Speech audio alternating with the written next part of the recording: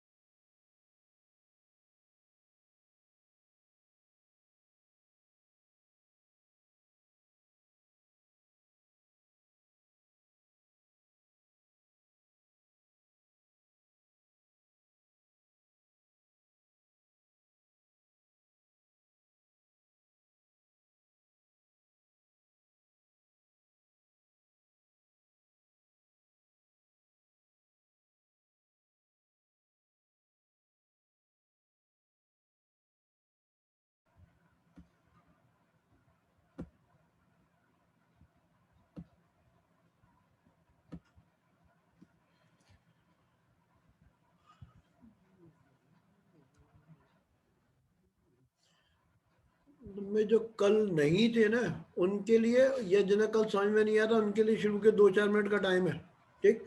जो हमने टॉपिक शुरू किया है उसका नाम है डायमेंशनल एनालिसिस, ठीक है। डायमेंशनल एनालिसिस मतलब डायमेंशन लिखनी होती है भाई। डायमेंशन क्या है? जो तुम 9-10 में पढ़ के आए हो वही चीजें हैं, है ना। लेकिन पहले क्या होता था, हम जैसे यूनिट लिखते थे मीटर पर सेकंड, ठीक। मान लो हमने लिखी यूनिट मीटर पर सेकंड, अब ये सेंटीमीटर पर सेकंड भी हो सकती थी, और ये भी हो सकता था कि कोई बच्चा इसको किलोमीटर पर आवर में लिख दे। मल्टीपल चांस हो सकते थे, कोई किलोमीटर पर सेकंड में भी लिख सकता था, ठीक है। तो इस सब का तोड़ निकालने के लिए साइंटिस्टों ने एक चीज तय की कि ये बहुत कंफ्यूजिंग है। हमने कहा कि वेलोसिटी की यूनिट लिखो, ये सब वेलोसिटी की यूनिट है, मीटर पर सेकंड, सेंटीमीटर पर second, kilometre per hour, kilometre पर सेकंड, है ना, या किलोमीटर पर मिनट, दुनिया भर के बना सकते हो, सेंटीमीटर पर मिनट। तो भाई बड़ा झंझट था। तो साइंटिस्टों ने तय किया कि इस झंझट से बचने के लिए एक डायमेंशन फॉर्मूला तैयार करते हैं, डायमेंशंस तैयार करते हैं। अब ये डायमेंशंस कैसे तैयार की गई? उनने बहुत सिंपल हिसाब लगाया कि जितनी भी चीजें लेंथ से रिलेटेड यूनिट होंगी, है ना, लेंथ से रिलेटेड यूनिट, उनको हम कैपिटल एल से रिप्रेजेंट कर देंगे। यदि ये बात सही मानी जाए, कल तो क्या था, इंट्रोडक्टरी था, आज से चैप्टर शुरू हुआ है, तो यदि मान लो तुम कल नहीं थे तो कल तो ऐसे ही इनका टाइम पास चल रहा था, आज से चैप्टर कायदे से थोड़ा थोड़ा शुरू है ना। और यहाँ से समझ में भी आ जाएगा पूरा। तो मीटर पर सेकंड, सेंटीमीटर पर सेकंड, किलोमीटर पर आवर, ये सारी की सारी यूनिट वेलोसिटी की हैं। ये बहुत डिफिकल्टी की बात थी। तो साइंटिस्टों ने किया, इससे बचने का एक तरीका हो सकता है कि लेंथ की कोई भी यूनिट हो हम उसको कैपिटल एल लिख दें। ऐसे ही मास, मास की कोई भी यूनिट हो उसको कैपिटल एम लिख दें। और टाइम, टाइम की कोई सी भी यूनिट हो उसको कैपिटल टी लिख दें। यदि हम 3 काम कर लें, तो बाकी आगे भी बाद में और करेंगे, लेकिन पहले 3 सीख लें, लेंथ एल, मास एम, टाइम टी, तो इसमें क्या होता, यदि मान लो मैं इसको करता फॉलो इस वाले को, तो साइंटिस्टों के हिसाब से नई चीज ये आती, एल ऊपर लेंथ की यूनिट, नीचे टाइम। यदि मान लो हम इसके बारे में सोचते तो भी क्या होता, ऊपर लेंथ नीचे टाइम। इसके बारे में तब भी यही होता। इसी को बोलते हैं डायमेंशंस। एंड ये जो फॉर्मूला बन गया एल टी -1, नीचे नहीं लगते, ऊपर पावर नेगेटिव कर देते हैं, है ना। ये 9th क्लास की सिंपल मैथ्स है। 1/x का मतलब होता है x की पावर -1, नहीं तो आप सीख लो। 1/x² का मतलब x की पावर -2, इस तरह से आता है, ठीक है ना। और भी इसमें खोल लो।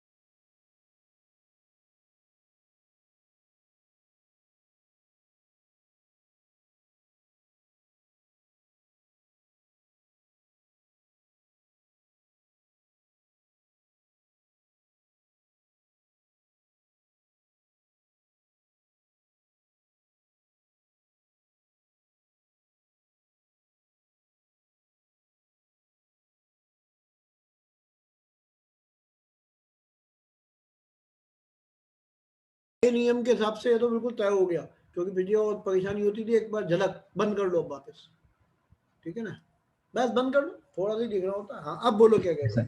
सर मैं ये पूछ रहा हूँ सर, जैसे फोर्स की यूनिट होती है न्यूटन, तो सर उसमें एल लिखेंगे, एम या नहीं फिर नहीं टी? नहीं बेटे, एक मिनट बेटे, एक मिनट, यहाँ पे मैं तुम्हें रोक देता हूँ।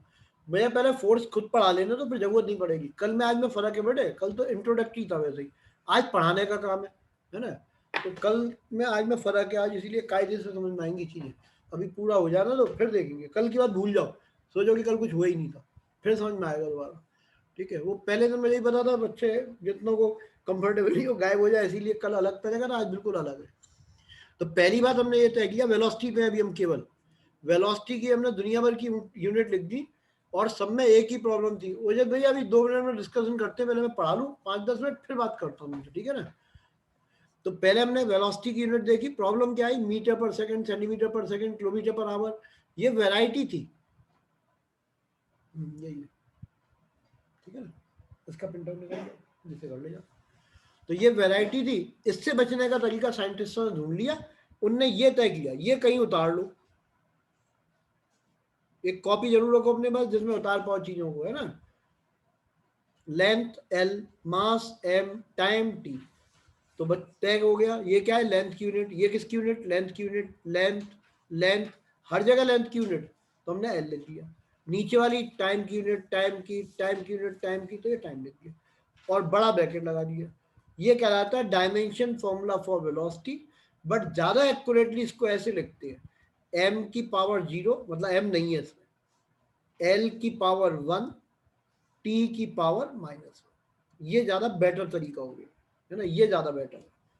अभी हमने सिर्फ एक बात सीखी कि डायमेंशन की जरूरत क्यों पड़ी, डिफरेंट टाइप की यूनिट परेशान करती थी, यूनिफॉर्मिटी के लिए एक डायमेंशन फॉर्मूले तय कर लिए हर एक का। अब एक वेलोसिटी का एक ही डायमेंशन फॉर्मूला हो सकता है, दो तरह के डायमेंशन फॉर्मूलों की बात ही नहीं हो सकती, संभव नहीं है। अब एक और एग्जांपल, मान लो, अब एक्सेलरेशन का नहीं बता रहा हूं, हम अगले स्टेज पे पहुंचते हैं। हमने बात की फोर्स की, फोर्स होता क्या है, मास इंटू एक्सेलरेशन। इसकी यूनिट क्या होगी, मास की यूनिट होती है किलोग्राम, ऐसा यूनिट है वहां लिखते भी हैं, मीटर पर सेकंड स्क्वायर। ये कौन सी यूनिट है, ऐसा यूनिट है। कई बार इसको सिंगल लेटर न्यूटन से लिख देते हैं, लेकिन न्यूटन से कोई लेना देना नहीं, यूनिट ये है। ये तो कन्वीनियंसी के लिए इतना बड़ा लिखने की जगह हम न्यूटन को याद करते रहे, वो हमें दुआएं देते रहे ऊपर बैठ के, इसलिए कैपिटल एन लिख दिया, उसका नाम बना रहे इसलिए, ठीक है ना। अदरवाइज यूनिट तो यही है, किलोग्राम मीटर पर सेकंड स्क्वायर। इसमें भी वही प्रॉब्लम है, एक बच्चे ने लिखा ग्राम, यहाँ पे सेंटीमीटर, और यहाँ आवर स्क्वायर लिख दिया। एक दूसरा है, उसने और नया काम कर दिया, ग्राम किलोमीटर मिनट स्क्वायर। ये भी एक फोर्स की यूनिट है, ये भी है और ये भी है।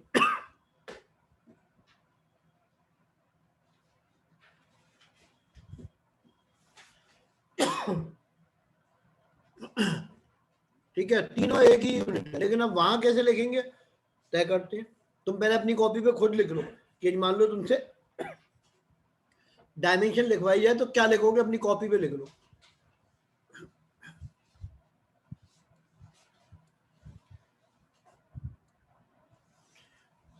शायद होपफुली सही लिखोगे। देखो भाई, ये मास की यूनिट, ये मास की यूनिट, इस चार्ट को कहीं चिपका लो सामने, जिससे भूलो नहीं, 1-2 दिन में याद हो जाएंगे। मास क्या होता है, capital M, length capital L, time capital T.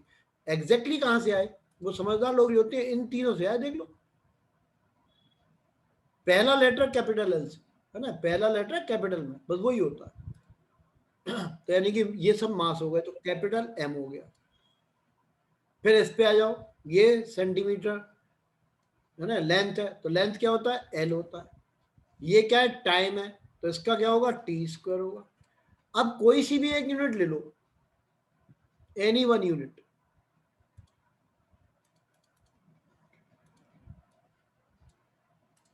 मान लो हमने ये वाली ले ली, किलोग्राम मीटर पर सेकंड स्क्वायर, ये ले लिया हमने, ठीक है। तो क्या आएगा, किलोग्राम मास की यूनिट, तो कैपिटल एम आ गया, ठीक है। ये मीटर लेंथ की यूनिट, ये पूछा करो किसकी यूनिट है, लेंथ की, तो लेंथ का पहला लेटर कैपिटल एल आ गया, फिर अपॉन का साइन, टाइम, टाइम का टी स्क्वायर आ गया। बट ये डायमेंशन नहीं होती, डायमेंशन से लिख के एम एल टी -2 ये आ गया, ये डायमेंशन फॉर्मूला हो गया, डायमेंशन फॉर्मूला फॉर फोर्स। ठीक, एक एग्जाम्पल और फिर तुम्हारी क्वेरी लूंगा, क्या क्या पूछना चाहते हो।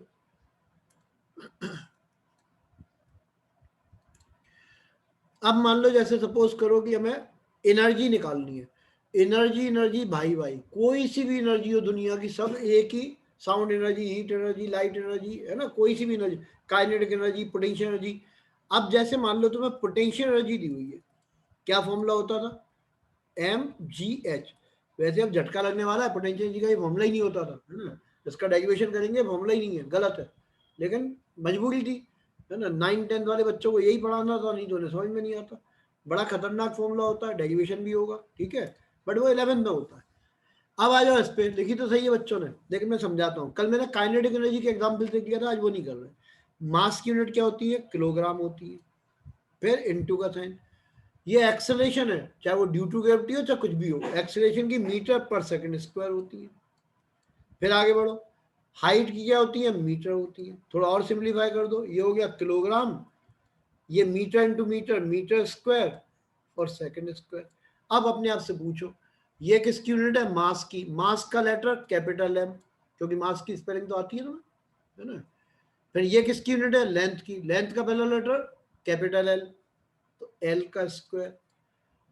ये किसकी यूनिट है, टाइम की, टाइम का पहला लेटर कैपिटल टी, तो टी स्क्वायर। क्या आंसर आएगा, एम एल टू टी -2। ये कहलाएगा dimension formula for energy. Any kind of energy, कोई सी भी तरह की एनर्जी हो, यही रहेगा। अब यदि किसी को, देखो डेफिनेशन वगैरह की बात हम नहीं कर रहे, डेफिनेशन से कुछ नहीं होगा अभी हाल फिलहाल में। डेफिनेशन तो मैं तुम्हें लिख के दूंगा, तुम एग्जाम में भी याद करके लिख दोगे। इसको जो मैं हिंदी में बोल रहा हूँ वो अंग्रेजी में लिखी मिलेगी, है ना, एग्जाम से पहले दे दूंगा।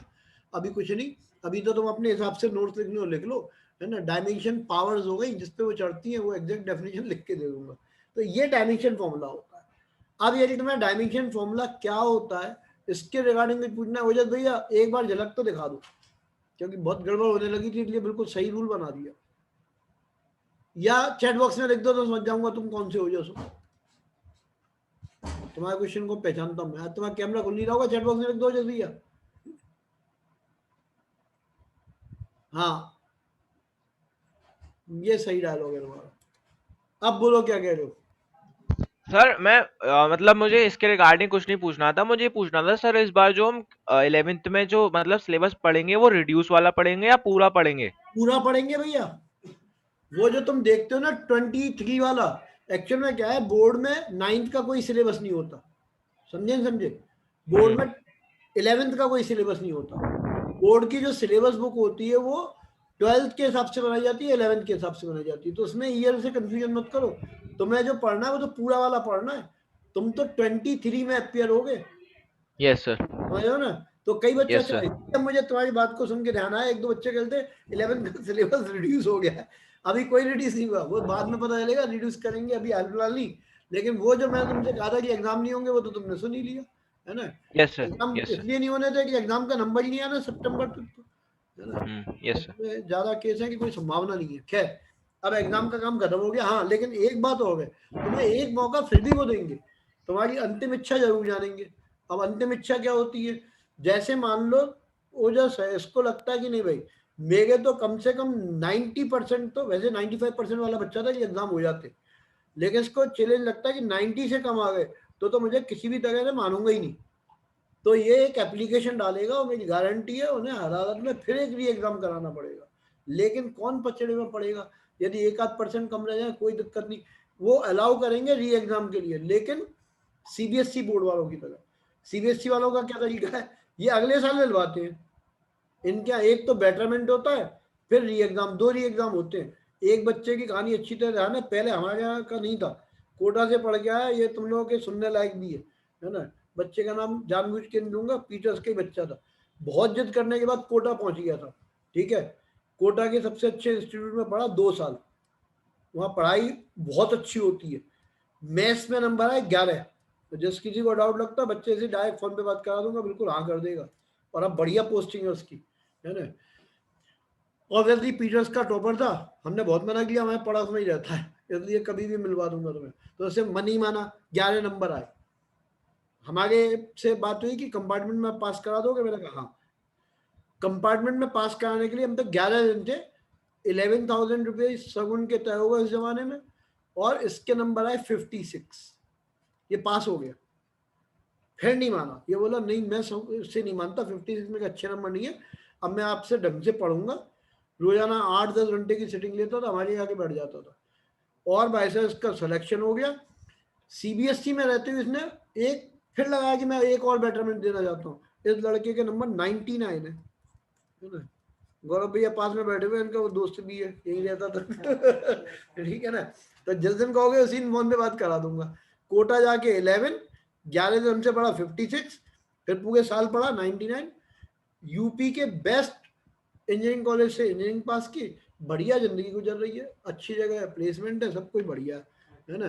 तो ये इसलिए अचानक मुझे ध्यान आया कि सीबीएसई में बड़ा अच्छा प्रोसीजर है, पहले एक बार एग्जाम दे सकते हो, फिर कुछ नहीं हो एक और बार दे दो, ठीक है ना। तो ऐसा भी होता है, तो तुम्हें मौके देंगे, है ना। बट ये देख लेना, तुम सब जगह ट्राई करके आओ, मेरे कहने से 2-2 दिन सब क्या पढ़ाओ, जो जो फ्री में पढ़ ले, फिर ज्वाइन करना आराम से, है ना। क्योंकि मैं भी फीस की कोई बात ही नहीं करूंगा 4-5 दिन तक, एक एक दिन 2-2 दिन सब टीचरों के यहाँ पढ़ के आओ आराम से, फिर बात करेंगे। बीच में मैंने 11 बंद कर दी थी, इसलिए जानबूझ के, क्योंकि मुझे अकेला बच्चा मिल जाता, तो मैं जान के अच्छा लगेगा, इस बार जिस बच्चे को 12th पढ़ा रहे हैं, है ना, उससे लाखों में ही फीस है, अकेले ही देता पूरे बैच की, इसलिए बैच बनाने की जरूरत नहीं पड़ती।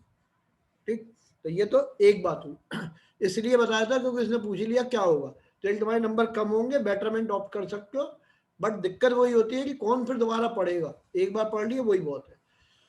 यहाँ पे जो बात चल रही थी डायमेंशन फॉर्मूला, वो किसी को पूछना नहीं है, आर्यांश को पूछना तो शायद उसकी बात क्लियर हो गई होगी। ठीक, आर्यन में पूछना हो तो हाथ उठा लेना दोबारा, समझ में आ गया उसे। अब हम दूसरे पॉइंट पे आते हैं कि मान लो कल भी मैंने बोला था कि तुम 2 किलो आलू खरीद के ले आए अपने घर पे, ठीक है, 2 kg आलू, और 3 सेब खरीद लाए, किलो में नहीं, उसके हिसाब से, वेट के हिसाब से नहीं लाए, गिन के, या 5 केले खरीद लाए, 3 सेब और 2 किलो, है ना, ये नंबर है। अब तुमसे कहा जाए इन दोनों को जोड़ लो, तो ना तो ये लिख सकते हो 2.3, ना लिख सकते हो 2 × 3, कुछ भी नहीं लिख सकते, ये नॉट पॉसिबल हो गया, है ना। जैसे मान लो तुम्हारा वेट 50 kg, और तुमने कहा इसमें अपनी हाइट जोड़ूंगा, हाइट तुम्हारी 6 फुट, ज्यादा पतले हो जाओगे 80 किलो कर देता हूँ, एक 6 फुट हाइट जोड़ लो, कैसे जोड़ोगे, संभव नहीं है भाई, किलोग्राम में फिट थोड़ा ना जुड़ता है। तो पहला जो क्वेश्चन आएगा किसी भी कॉम्पिटिटिव एग्जाम में, खासतौर से जो छोटे वाले होते हैं, आईआईटी वाले, वैसे एक बात बताऊं, पेपर आसान करने वाले हैं, बिल्कुल 100% कंफर्म कवर है, तो बेटर ये है किसी भी स्कूल में एडमिशन लो, कोई अर्ज नहीं है। अब ये इस बार गवर्नमेंट ने बोल दिया पेपर आसान आएगा तो आएगा, और फिर ये बड़ी कोचिंग वाले फेल हो जाते हैं, ठीक है ना। तो पेपर देख लेना, यदि आसान वाले पेपर आते हैं, आसान वाले से मतलब जो आईआईटी फाइनल वाले को छोड़ के बाकी जितने भी एग्जाम आते हैं उनमें पहला क्वेश्चन यही आता है। अब क्वेश्चन क्या होता है, क्वेश्चन ये होता है जैसे उसने कह दिया ए एक क्वांटिटी है और प्लस टी लिखा हुआ है, अब ये टी क्या है, ये टाइम है, तो तुम्हें ये तय करना है कि ए का जो यूनिट होगी वो क्या होगी, वह इतनी सी बात तय करनी है। तो अब इस एग्जाम्पल से समझ गए होते हैं, मान लो फिर छोड़ के वो कह देता 6 किलो तुम्हारा वजन बढ़ गया, तो तुम कह देते तुम 86 kg का हो गया, मैं तो बिना कुछ टाइम लगाए।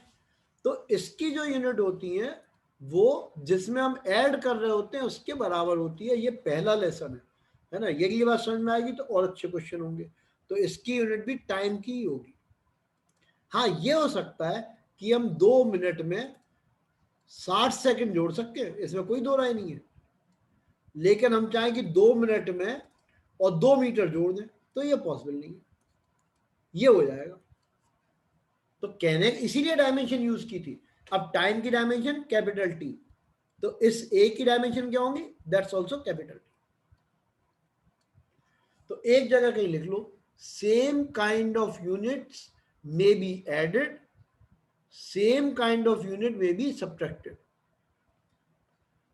मतलब एक ही तरह की यूनिट ऐड हो पाएंगी, एक ही तरह की यूनिट सब्ट्रैक्ट हो पाएंगी।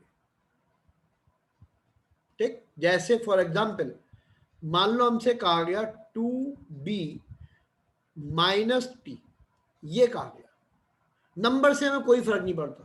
जैसे काइनेटिक एनर्जी का यूनिट होती है हाफ एम वी स्क्वायर, हमसे एक डायमेंशन फॉर्मूला पूछेंगे तो हाफ का कोई लेना देना नहीं, वो होगा M L two T minus two, ये होगा। ठीक है ना, हाफ से कोई मतलब नहीं होता, तो ये 2 से कोई मतलब नहीं। इसकी डायमेंशन कैपिटल टी, तो इसकी डायमेंशन कैपिटल टी। ठीक, अब एक आंसर तो मैं खुद लिखना पड़ेगा, है ना।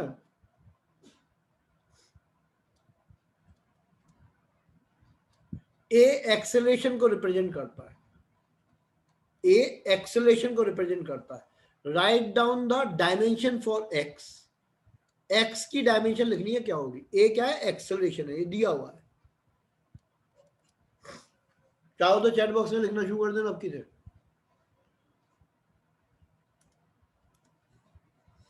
सही है लक्ष्य भैया, सही है, ज्यादातर सारे सही वाले हो, गुड। अब तक सारे सही वाले हो, अभी बिल्कुल ठीक है। बस एक बच्चे ने भाई थोड़ा जल्दी में गलत लिख दिया है, पावर -3 लिख दिया तो वो गलत हो जाएगी बेटे, है ना, बाकी सबका सही है। और ऑब्वियसली नाम नहीं लूंगा बिल्कुल अभी, नहीं तो बच्चा लिखना ही बंद कर देता है। पुरानी वाली बुक ले जाना, अब कोशिश करना एक दिन खत्म कर ही लाओ, जो होगा देखा जाएगा, ठीक है। और जिस क्वेश्चन का आंसर नहीं मिले ना, फोन कर लेना, बिना 12 बजे तक फोन कर लेना, 12 बजे तक देखते हैं पेपर का मैसेज क्या तारीख ऑन कर दो, अभी कर देगी शेयर, ठीक है ना, अभी शेयर कर देगी, चलो, या मैसेज डाल दो, चलो कोई बात नहीं, कर देगी तुम्हारे पहुँचते पहुँचते, मैसेज पढ़ लेती है।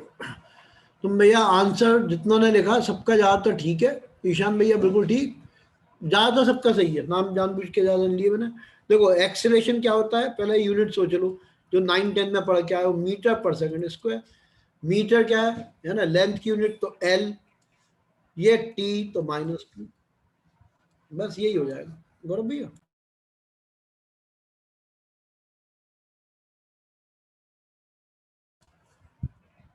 ठीक भैया, अब थोड़ा एक दो छोटी मोटी बातें, मान लो हमें कहा ए अपॉन टी, ठीक, ए अपॉन टी है, और यहां पे दिया हुआ है कि इसकी जो यूनिट है वो वेलोसिटी के बराबर है, जस्ट एग्जांपल है। देन डायमेंशन ऑफ ए, इसकी डायमेंशन क्या होंगी वो पूछा है,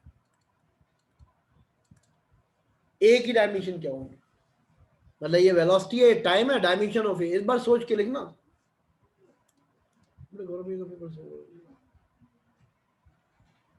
गुड, एक बच्चे ने बिल्कुल सही लिख दिया अभी तो।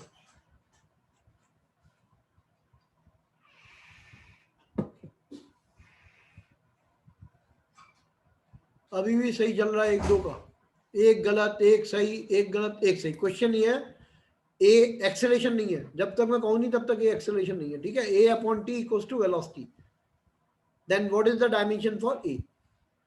और जिन्हें दूसरा फिर दूंगा करने को, क्यों चिंता कर रहे हो, ए है ना, तो ऐसे लिख देना dimension of a equals to ये v इंटू टी। अब v की डायमेंशन वेलोसिटी है, वेलोसिटी की dimension L T -1 into time की डायमेंशन t, ये कट गया तो आंसर एल।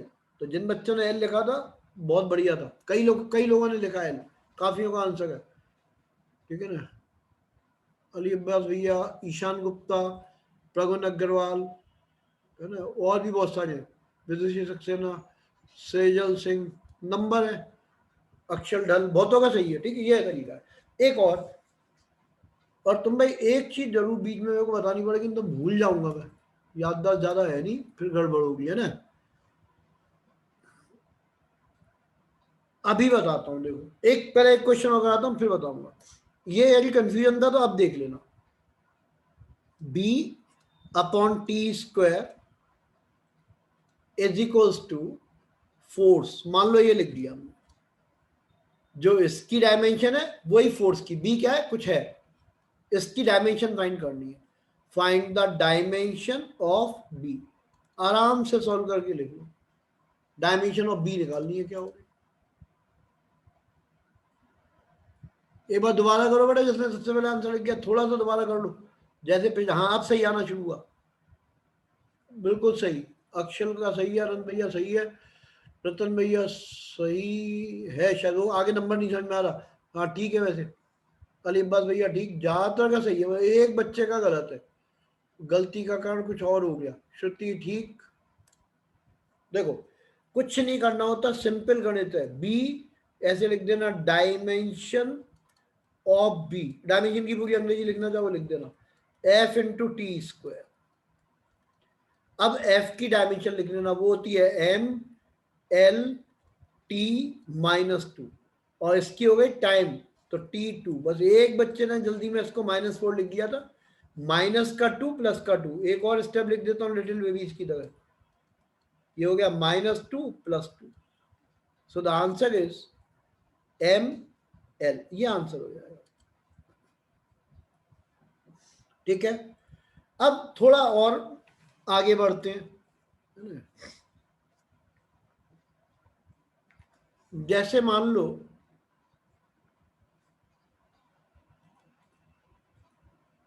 हमें एक फॉर्मूला दिया होता है, जैसे कोई भी फॉर्मूला है, H is equal to UT plus AT², ये फॉर्मूला है।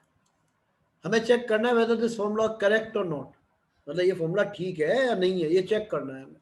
तो इसके लिए हम क्या करेंगे, हमें ये तो नहीं पता चलेगा कि नंबर आगे लिखा होगा नहीं लिखा होगा, इससे गलत सही नहीं पता चलता। डायमेंशनली चेक कर सकते हैं, कैसे। H की डायमेंशन लिख लो, H क्या होती है, हाइट, है ना, हाइट। तो हाइट की डायमेंशन लेंथ होती है, लेंथ की L हो गई। अब इसकी डायमेंशन निकालो, UT की, एग्जाम में अलग अलग लिख के आना पड़ेगा। UT की डायमेंशन, तो U क्या है, वेलोसिटी है, तो वेलोसिटी की LT-1 इंटू टाइम की T। सॉल्व किया, कितना आ गया, L। फिर इस पे आ जाओ तीसरे वाले फैक्टर पे, A एक्सेलरेशन है ना, तो एक्सेलरेशन की LT-2 इंटू T², कितना आ गया, L। अब वहां लिख दोगे, लेफ्ट हैंड साइड पे dimension L, right hand side L, ये L। Same kind of dimension add होती है, इसका ऐड हुआ, बिल्कुल ठीक हुआ। इधर की डायमेंशन इधर की डायमेंशन के बराबर है, यस, तो बिल्कुल ठीक हो गया। तो इसको बोलते हैं this equation is dimensionally correct. वैसे गलत है और वो हम मालूम भी नहीं कर सकते, सही क्या होता है वो लिख देता हूं,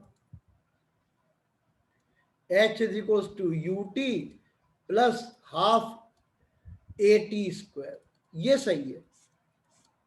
तो हम किसी भी इक्वेशन को डायमेंशनली करेक्ट है या नहीं ये चेक कर सकते हैं, बट ये नहीं मालूम कर सकते कि उसमें नंबर गायब है। सही क्या होगी, यहां पे मान लो मैं 3 लिख देता तब भी यही आता, 3 हटा दूंगा तब भी यही आएगा। तो हम केवल डायमेंशनली चेक कर सकते हैं, वैसे नहीं पता कर सकते।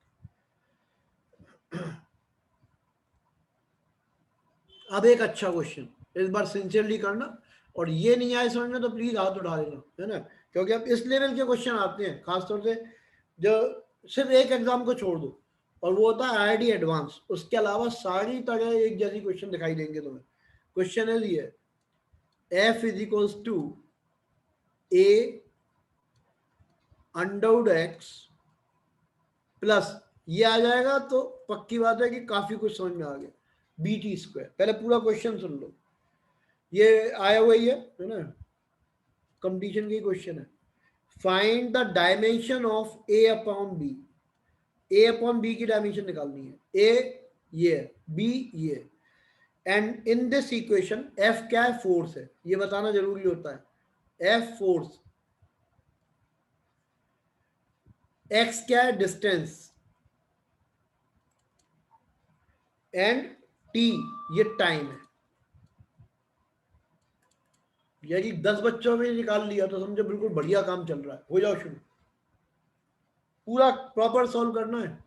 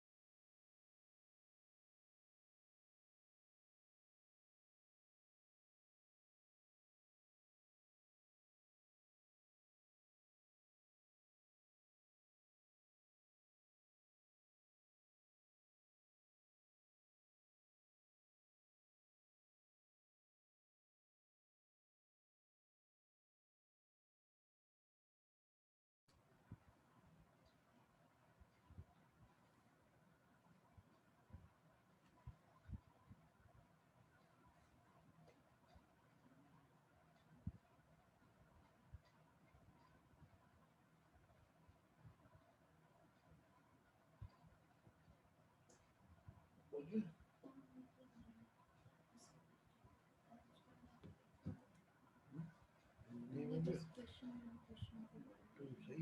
3 में 0, 4 में है, 6 में 1, ठीक है।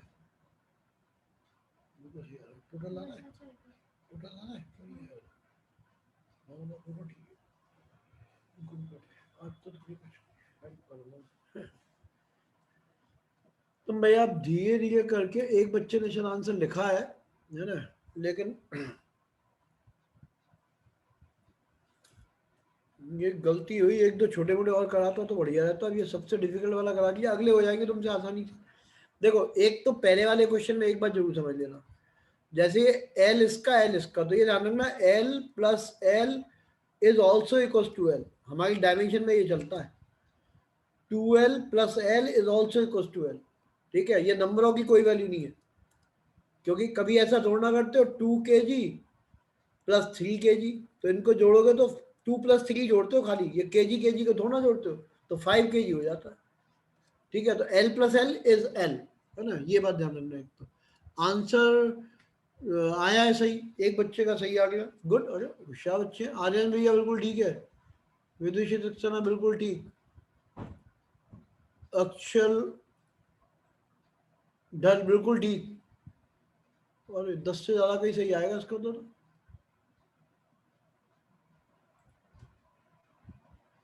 रतन भैया एक बार फिर ट्राई करो, हो जाएगा, 3 का तो आ गया सही बिल्कुल। मैं तब तक धीरे धीरे शुरू करता हूं। देखो भाई, सबसे पहली बात, ये फोर्स दिया है, तो फोर्स की डायमेंशन ऐसे लिखेंगे हम। देखो मैं लिखने का तरीका तो बताता हूँ, पहले सिखाता तो बेटर था। एक तो इसकी जो डायमेंशन होंगी फोर्स की होंगी, इसकी डायमेंशन वो ही फोर्स की, और ये तो फोर्स है ही, तो ऐसे लिखेंगे डायमेंशन ऑफ, क्योंकि तुम्हें एग्जाम भी देने हैं, तुम एग्जाम देने वाले बच्चे हो, है ना। तो dimension of A under root X, ये A under root X equals to dimension of force. ये तो पहला स्टेटमेंट लिख लो, जो फोर्स की डायमेंशन है वही इसकी डायमेंशन है, dimension of force is equals to dimension of this, तो ये आ गया, ये पहला स्टेटमेंट। फिर डायमेंशन ऑफ ए, हमें क्या निकालना है, dimension of a is equals to क्या होगा, dimension of force upon dimension of under root x, जो यहां है वो नीचे चलेगा। और ए निकालने में भी कोई तकलीफ आए ना तो तुरंत हाथ उठा लेना, बड़े बच्चे हो यार, कोई शर्म की बात नहीं है ना। जैसे जैसे बच्चा बड़ा होता है अपनी बात को ज्यादा अच्छी तरह कह पाता है, तो कोई शर्म की बात नहीं, इसी को सीख लेना, पूरा चैप्टर का आधा पार्ट खत्म हो जाएगा, आधा फॉर्मूला बनाने वाला है वो बाद में। तो डायमेंशन ऑफ ए ये आ गया। अब आ जाओ आगे, फोर्स की डायमेंशन क्या होती है अलग से वर्क कर लेना। वैसे अभी मैं लिख देता हूं M L T minus 2 divided by under root x. अब अंडरवुड एक्स की डायमेंशन क्या होगी, अंडरवुड का मतलब ये डिस्टेंस है, एक्स इज डिस्टेंस, तो एल की पावर 1/2, ये आ गया एल की पावर 1/2, ये हो गया डायमेंशन ऑफ ए। आगे सॉल्व करोगे थोड़ा, अब ये जिनको ये नहीं आता उनको भाई ये छोटी क्लास की चीज तो ऐसे सिखा देता हूँ अलग से। जैसे x है और x की पावर 1/2 है, तो बेटा इसको सॉल्व करने के लिए ऐसे लिख के x की पावर 1 माइनस 1/2 सॉल्व करोगे तो x की पावर 1/2। ये क्लास 6 का काम हो गया, है ना, बट बीच बीच में मैं सिखाता रहूंगा तुम्हें। अब इसमें ये आएगा m, ये l अपॉन l/2, अभी ये करके दिखा दिया, l की पावर है ना 1/2 बचेगा और t की पावर -2। तो हो सकता है एक छोटा क्वेश्चन होता, यही काम खत्म था, उसने कहा डायमेंशन ऑफ ए निकालो, काम आ गया, खत्म हो गया, है ना। अब तुम आराम से हाथ उठा के पूछ सकते हो, कोई डाउट है। तरीका क्या होता है, चाहे आप प्लस हो माइनस हो, जो इसकी डायमेंशन होती है वही इसकी होती है। क्यों होती है, क्योंकि same kind of unit add होती है, same kind of unit subtract होती है। एक और चीज, जो इसकी डायमेंशन आएंगी पूरे की वही इसकी डायमेंशन होंगी, ठीक है, सेम डायमेंशन होंगी इसकी भी इसकी भी। अब इसको फॉलो करते हैं तो ये आएगा। अभी भी बेटा ए में कोई डाउट हो तो प्लीज हाथ उठा लेना, कोई शर्माने की बात नहीं है। अब ये लिख लेंगे dimension of b t square, ये बी और t square is equals to dimension of force. अब लिखेंगे dimension of b is equals to dimension of force. इसको जरूर ढंग से कॉपी कर लेना या इसकी स्क्रीनशॉट ले लेना, सारे क्वेश्चन इसी स्टाइल में होंगे। Dimension of t square, dimension of force is M L T minus 2। यहां पे लोगे टी स्क्वायर तो टी स्क्वायर आ गया, ठीक, टी स्क्वायर आ गया। इसको सॉल्व करोगे तो ये आ जाएगा एम एल टी की पावर -4, ये आ गया। अब लास्ट स्टेप में उसने क्या कहा, ए अपॉन बी निकालो तो डिवाइड कर देना, वो तो आसान काम है। सो फाइनल आंसर ये आ रहा है, डिवाइड करके m से m कट जाएगा, ये ऊपर जाएगा तो l की पावर -1/2 बचेगा, और ये ऊपर जाएगा तो t की पावर 2 बचेगा, ये आंसर आएगा। ये a अपॉन बी की डायमेंशन हो गई। ये आइडियल क्वेश्चन की तरह से उतार लो। अब एक बात मैं तुम्हें समझा देता हूँ, कल के लिए भी और वैसे भी। एक तो नया काम थोड़ा शुरू करने का मन किया है और शायद इस बार सफल हो ही जाएगा। तो ये पुराने वाले हैं जो अक्सर का जानते हैं, पहले हमने बहुत बार होमवर्क का काम नहीं लिया, हर बार जब जब हमने कोशिश की होमवर्क हमारा फ्लॉप हो गया, आज तक कभी सफल नहीं हो पाता। इस बार एक आशा की किरण है कि होमवर्क वाला पैटर्न सही बैठ सकता है ना। कैसे बैठेगा उसके लिए हमने एक नया तरीका निकाल दिया है होमवर्क का, तो मैं तुम्हें अभी समझाता हूँ। कल भी तुम्हें 3-4 क्वेश्चन का ही होमवर्क दूंगा, बट उससे खुद करना, क्योंकि मैं ज्यादातर की कॉपी पढ़ ही लूंगा, है ना। अभी शुरू में तो पढ़ ही लेता हूँ, बाद में भी कॉपी तो होगी मेरे पास, चाहे जैसे देख लूंगा मैं, है ना। लेकिन रोज चेक करें नहीं करें कोई दिक्कत नहीं। तो मैं करना क्या चाहिए वो समझ लो। 11th के लिए एक अपनी कॉपी बना लो, हमारे नाम की टास्क ट्यूटोरियल के रवि सर के नाम से कॉपी बना लो, भाई ये कॉपी है होमवर्क की। अब होमवर्क कैसे होगा वो समझा देता हूँ, बहुत आसान तरीका है। 2 चीजें हैं जो नए वाले एक आध हो, तो एक तो देखो टास्क ट्यूटोरियल का एक कोई यूट्यूब पे चैनल मिल जाएगा, वो ज्यादातर लोग ऑलरेडी सब्सक्राइब है ना। नए वाले हो तो सब्सक्राइब कर लेना, वहां पे थोड़े बहुत वीडियो कभी कभी मिल जाते हैं। 11th-12th के डालना शुरू करूंगा, अभी वो नहीं डाले, है ना। अब दूसरा काम समझो क्या है, तो मैं एक गूगल क्लास, नाम लिख लो गूगल क्लास, ये गूगल क्लास तुम्हें गूगल ऐप में मिलेगी। तो गूगल क्लास गूगल ऐप से डाउनलोड कर लेना, है ना, आज ही कर लेना। लेकिन अभी क्या है कि थोड़ी देर बाद में तुम्हें इसका कोड वगैरह दे दूंगा, अभी कोड बनाया नहीं है, तो 9 बजे तक तुम्हारा कोड वोड पहुंच जाएगा। 9 नहीं, 9:30 तक पहुंचेगा, है ना, क्लास के बाद ही दूंगा। तो कोड वगैरह पहुंच जाएगा, गूगल क्लास डाउनलोड कर लेना। वो तुमसे क्लास का कोड पूछेंगे, वो कोड डाल दोगे, 1 टाइम कोड है, क्लास में एंटर हो जाओगे। जब गूगल क्लास में एंटर हो जाओगे तो वहां तुम्हें होमवर्क मिल जाएगा, ठीक है। आज के होमवर्क का नाम डायमेंशन एनालिसिस HW1 होगा, ठीक है। डायमेंशन एनालिसिस का पहला होमवर्क, ज्यादा बिल्कुल नहीं दूंगा, सिर्फ जैसे हमने अभी क्वेश्चन किए हैं इसी डिजाइन के डिफरेंट कंपटीशन एग्जाम के आए हुए 4-5 क्वेश्चन तुम्हें दे दूंगा, जिससे थोड़ा तुम मोटिवेट हो जाओ कि भाई हमको सीख पाए, है ना। अलग अलग वैरायटी के एग्जाम, जिसमें नीट वाले भी लेंगे, नीट के पहले अलग अलग होते थे सब जानते हैं, है ना। तो हमारे पास तो अलग अलग एग्जाम के हिसाब से उनके नाम है, चाहे वो डॉक्टर वाले हो। IIT में तो अभी वही चल रहा है, IIT वगैरह वाले एग्जाम बदले नहीं है, बट डॉक्टरी वाले सब बदल गए। तो गूगल क्लासरूम डाउनलोड ऐप करना है, पहला काम। वो 9:30 बजे तक मिल जाएगा, उसको कोड को उसमें डाल देना। जब वहां पहुंच जाओगे तो ये मिलेगा तुम्हें। बस एक काम जरूर करना, जब डाउनलोड करो तो अपने नाम से करना। अपने नाम का क्या मतलब हुआ, वहां पे डाउनलोडिंग में वो तुमसे आईडी पूछेगा, है ना, वो गूगल आईडी पूछेगा कोई भी। तो जो भी गूगल आईडी दो, नाम अपने वाली देना। यदि मान लो तुम्हारे बहन के नाम की है या बहन की आईडी को यूज कर रहे हो, तो मैं एडवाइस करूंगा मत करो, इसलिए क्योंकि वो रोजाना तुम्हारे नंबर देख लेगी, फिर तुम्हें रोजाना डांटेगी, है ना। ये कोई पर्टिकुलर बच्चों के लिए बता रही है, जिनकी बड़ी बहन है ना, रोज डांट खाओगे तो कोई फायदा नहीं है। अपनी खुद की एक आईडी बना लो, वो ज्यादा बेटर है। नाम अपना पूरा लिखना, सरनेम भी और नाम भी। और चाहो तो किसी भी पुरानी आईडी को रीनेम कर लो, हमें इसमें भी कोई ऑब्जेक्शन नहीं है। बट यहाँ पे फिर मैं तुम्हें दोबारा ईमेल भेजूंगा कि अपना नाम चेंज करो, वो फायदा नहीं है, टाइम वेस्ट होता है, ठीक है। अभी जैसे 9-10 के बच्चे कम समझदार हैं, तो उनमें से बहुतों को ईमेल भेजना पड़ा कि भाई अपना नाम चेंज कर, फिर बेचारा नाम चेंज कर रहा है, तो नाम अपने ही लेना। जैसे फॉर एग्जाम्पल आर्यांश है, तो आर्यांश के साथ यादव भी लगा लेना, है ना, या जो भी तुम्हारा सरनेम हो, आर्यन सिंह वगैरह सब लगा देना। शैली दीक्षित तो पूरा नाम लिख देना, ठीक है ना। तो आर्यन यादव पूरा नाम लिख देना अपना, जिससे हमारे पास लिस्ट आती है।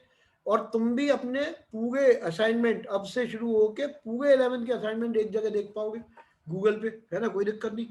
फोन में स्पेस गिरता नहीं है इसमें, सबसे अच्छी बात है। कहीं और किसी ऐप पे होगा तो फोन में स्पेस ले जाता है पूरा, तो तुम्हें दिक्कत आती है। तो आज एक नेक काम तो ये करना है कि गूगल क्लासरूम डाउनलोड करना, अपने खुद का नाम से एंट्री ले लेना, उसको सबमिट कर देना, फिर वहाँ थोड़ी देर में तुम्हें होमवर्क दिख ही जाएगा। कोड वगैरह भी मैं बनवाता हूँ, वो दे दूंगा, है ना। एक मिनट बताता हूँ, वो कोड पहुंच जाएगा 9:15 9:30 बजे तक, आराम से काम कर लेना। ये तो एक बात हुई। कोई परेशानी आए तो फोन कर लेना, 11 बजे से पहले पहले करना, उसके बाद फोन मत करना। अब एक क्वेश्चन, नहीं गूगल क्लासरूम में हमारा कुछ नहीं है, गूगल क्लासरूम तुम्हारा खुद का ही है। बस में लिखा हुआ आएगा टास्क ट्यूटोरियल, वो तब मिलेगा जब तुम कोड डाल दोगे, है ना। जो मैं कोड दूंगा ना तुम्हें, उस कोड को डालोगे तो हमारी वाली क्लासरूम में पहुंच जाओगे, टास्क ट्यूटोरियल के नाम वाली में, है ना। और वो कोड कब डालोगे, वो जब मैं अभी दे दूंगा 9:30 बजे, तो कोड डाल देना।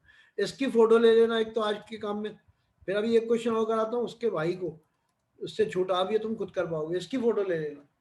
ये आज का सबसे इंपॉर्टेंट क्वेश्चन था।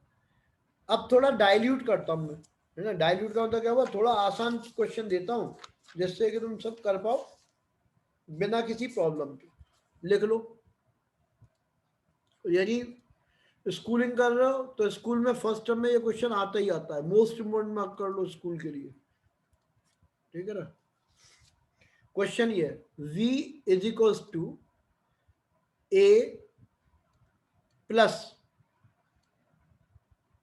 B t plus c upon d plus t. Home examination के लिए मोस्ट इम्पोर्टेंट मार्क कर लेना, ये क्वेश्चन है। अब लिख लो आगे, find the dimension of a b c and d and v represents velocity, ये वेलोसिटी को रिप्रेजेंट करती है, t रिप्रेजेंट्स टाइम। बस ये दिया हुआ है। All the best. एक एक करके निकालो चारों, है ना, निकलेंगी बड़े आराम से निकलेंगी। पहले ए के आंसर लिखना शुरू करो। सर एक बार रिपीट कर दीजिए। होम एग्जामिनेशन के लिए मोस्ट इम्पोर्टेंट क्वेश्चन, क्वेश्चन तुम्हारे सामने लिखा हुआ है, find the dimension of a b c and d. एक एक करके आंसर लिख देना। बी किसको रिप्रेजेंट करता है, वेलोसिटी को, टी टाइम को, और कुछ भी नहीं दिया है ना, टी टाइम है, इसके अलावा कुछ दिया नहीं है। फटाफट आंसर लिखना शुरू कर दो। एक ही तो सबने करीब करीब अब तक जितनी लिखी है सबने सही है। अच्छा लगा, समझ में आ रही है चीज, अली भैया ठीक है, प्रवन बिल्कुल ठीक, शैली दीक्षित बिल्कुल ठीक, यश गुप्ता बिल्कुल ठीक, ज्यादातर सारी ठीक है।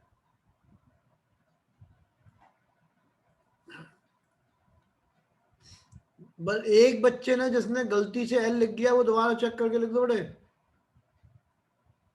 मान्या गुप्ता बिल्कुल ठीक है, बाकी जिनके नाम लिखे उनकी भी ठीक है, बट एक बच्चे ने एल लिखा है वो गलत है, तो एल वाले बच्चे बेटे दोबारा लिख दो फिर से।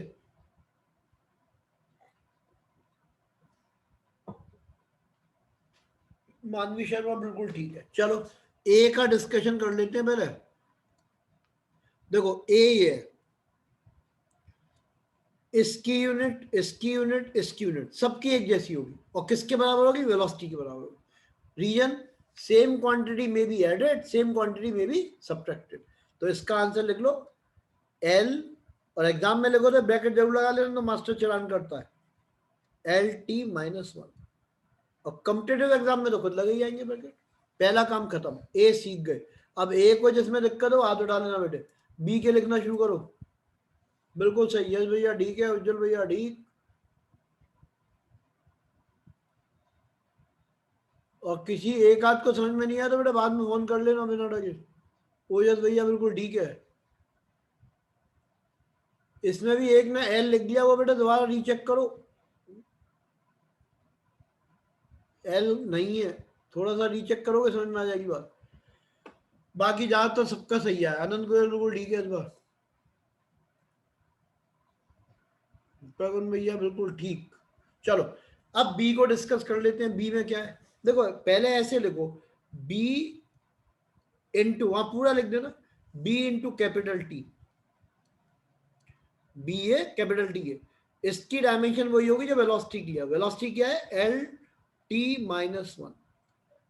चाहे तो पूरी लैंग्वेज भी लिख देना जैसे वहां लिखा था, dimension of b into t, इसकी डायमेंशन वही होंगी जो इसकी डायमेंशन है। भाई ये समझना है, गोले गोले समझ लो, इसकी डायमेंशन इसकी डायमेंशन के बराबर। तो फिर आ गया बी की डायमेंशन ये होगी। अब बी की डायमेंशन क्या होंगी, L T minus one upon T. ये छोटी क्लास की मैथ्स है ना, इंडिसेस नाम बोलते थे इसको। ये हो गया एल टी माइनस टू, ये आंसर होगा। अब पहले डी की डायमेंशन लिखनी पड़ेगी, ये तरीका है ना। पहले डी की डायमेंशन लिखो, क्या होगी डायमेंशन ऑफ डी।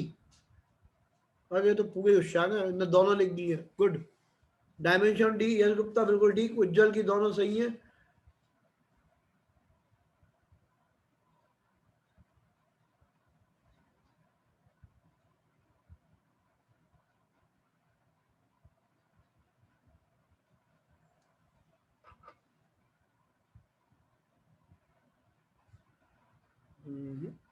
ईशान भैया थोड़ा सा गड़बड़ है। देखो इसमें अब ये बी की लिख रही है, अब सी, पहले डी की लिखते हैं। अब देखो ये क्या चीज है, इसको फोकस करो जरा, ये फोकसिंग करो। यहाँ कह रहा है डी प्लस टी, यानी कि डी की डायमेंशन में टाइम की डायमेंशन जोड़ रही है, तो डेफिनेटली डी की डायमेंशन वही होंगी जो टाइम की है। ये इसीलिए एग्जाम में देते हैं हर बार, क्योंकि दो तो बच्चे की सही हो जाती है, इसमें लटक जाता है। तो फिर से सुनो, डी की डायमेंशन वही होंगी जो टाइम की है, बिकॉज दे आर एडेड। तो डी की डायमेंशन तय हो गई कैपिटल टी, बी की यहां निकाली थी एल टी माइनस टू। तो अब इसकी डायमेंशन पता चल गई, तो अब आगे समझो। यहां लिखो सी की डायमेंशन अपॉन नीचे वाला, ये ध्यान रखना टी प्लस टी हमारे यहाँ टी होता है, t plus t to t हमारे यहाँ नहीं होता, डायमेंशन है। डायमेंशन में कोई फर्क नहीं होता ऐड करने का, तो ये टी आ गया। एज इक्वल्स टू किसकी डायमेंशन होंगी, इस पूरे पे गोला लगा देता हूं, इस पूरे की डायमेंशन इस पूरे की डायमेंशन के बराबर होगी, क्योंकि ये ऐड हो रहा है। तो यहां पे आ जाएगा डायमेंशन किसकी, वेलोसिटी की, वो क्या होती है एल टी माइनस वन। तो मल्टीप्लाई करोगे तो सी की डायमेंशन होगी L T minus one into T, यानी कि एल, ये इसकी डायमेंशन हो जाएगी। तो ये एल हो गई, ठीक। ये तो आज का काम तो यहाँ तक का था। अब एक बारे में बार बार बात होती है, हर भी अभी सुनता हूँ तुम्हारी बात, है ना, टाइम बदलने की बात, है ना। मैंने टाइम ये इसलिए रखा था क्योंकि हमारे बैच की आगे की जो उम्मीद है वो ये है कि इसमें बहुत सारे आकाश वाले बच्चे जुड़ेंगे, क्योंकि हर साल मुझसे पूछने आते थे और मैं minimum fees 10,000 rupees per month लेता था, इसलिए वो भाग जाते थे। इस बार क्या है कि बैच बनाने का सबसे बड़ा कारण ये था कि हम पे आकाश के बहुत से बच्चे हर बार पूछ के चले जाते हैं, तो वो इसमें इकट्ठे होंगे, है ना। धीरे धीरे तुम ही लेके आओगे बहुत सारों को पकड़ पकड़ के, तो इसलिए टाइम ये रखा था, क्योंकि इन सबकी कोचिंग होती है। अब यदि तुम्हारे पास मे पे जो टाइम खाली चल रहा है वो 4 से 5 का टाइम है मे पे खाली, लेकिन प्रॉब्लम यही है जैसे ही इनकी कोचिंग वगैरह खुल जाएंगी तो इन्हें दिक्कत आएगी इस टाइम में। तो मैं एक बार बैच के ग्रुप में डाल के देखूंगा 4 से 5 का टाइम, या यहीं पे बता दो, किसी की कोई और कोचिंग हो तो बोलो। इसलिए नहीं किया था, 8 से 9 सब तैयार थे इसलिए कर दिया था। 4 से 5 कोई तैयार नहीं अभी तक, तो नो सर। 1 2 3 4 5 6, वो बहुत मुश्किल बात है, वो पता ही है कि इसीलिए 8 से 9 का टाइम रखा था। फीस केवल 1,000 रुपीज है, ये तो आकाश वालों की फीस है, ये नहीं बात चल रही। ये मैं लेता था अकेले बच्चे से, अभी भी लाखों में बात तय हुई थी जिस है को एक बार 12th पढ़ा है ना। तुम्हारी फीस केवल ये है, कोई कंफ्यूजन नहीं हो जाए भैया, 1,000 रुपये फीस है, ONE 1,000, वो भी अभी लेनी नहीं है। जब मैं देख लूंगा तुम कंफर्टेबल हो तभी, कम से कम 4-5 दिन बाद फीस के बाद के बोलूंगा, 5 दिन बाद कम से कम। हर्ष भैया बोलो क्या कह रहे हो। सर ये सी और डी कैसा है वो समझा दीजिए। हाँ एक बार फिर सुन लो। देखो पहले ये बस एक बार ऑन ही डबल की अनम्यूट कर दो। हर्ष भैया कहा फिर हाथ उठाओ, तुम खुद ही जवाब दे दोगे अपने आप ही। बस अब छोटी छोटी बात का जवाब दे दो। टी की डायमेंशन क्या होगी ये बता दो, टाइम की। Sir T, sir capital T. और ये डी में जोड़ रहा है, तो बताओ डी की डायमेंशन क्या होनी चाहिए तुम्हारे हिसाब से? Sir D T. टी होगी, क्योंकि टाइम में ही टाइम जुड़ सकता है, तो डी की यस सर, तुमने कर ली, टी हो गई। ठीक है, अब यस सर, ऊपर सी और यस सर आ नीचे गया। टाइम, तो सी अपॉन टी, क्योंकि टी प्लस टी हमारे यहाँ टी होता है, टू टी नहीं होता। ठीक है ना, यस सर, तो सी प्लस, ऊपर सी लिख दिया, नीचे टी लिख दिया। किसके बराबर होगी? वेलोसिटी के। वेलोसिटी क्या होती है? L T minus one. इसको इधर मल्टीप्लाई कर दिया, ये आंसर आ गया। ठीक है ना, ओके सर, फिर भी थैंक नहीं यू आए सर। तो तुम होमवर्क में करना मत बिना किए। ठीक है, होमवर्क अभी दूंगा, छोटे छोटे क्वेश्चन होंगे, लेकिन ये है कि कंपटीशन वाले ही दूंगा, जिससे तो मैंने कहा हाँ भाई हमने कंपटीशन के किए हैं, मैं अपने घर पे तो बनाऊंगा नहीं, तो तुम्हें पता चल जाएगा अपने आप कि हाँ भाई कंपटीशन की तरफ रुख भी बढ़ रहा है। और होम एग्जामिनेशन के लिए मोस्ट इंपॉर्टेंट क्वेश्चन है, तो दोनों काम साथ साथ हो जाएंगे। ठीक है, कल फिर मुलाकात होगी बेटे, होमवर्क जरूर कर लेना और सबमिट जरूर कर देना, क्योंकि टाइम बाउंड होगा, बैच से 1 घंटे पहले तक ही सबमिट हो पाएगा।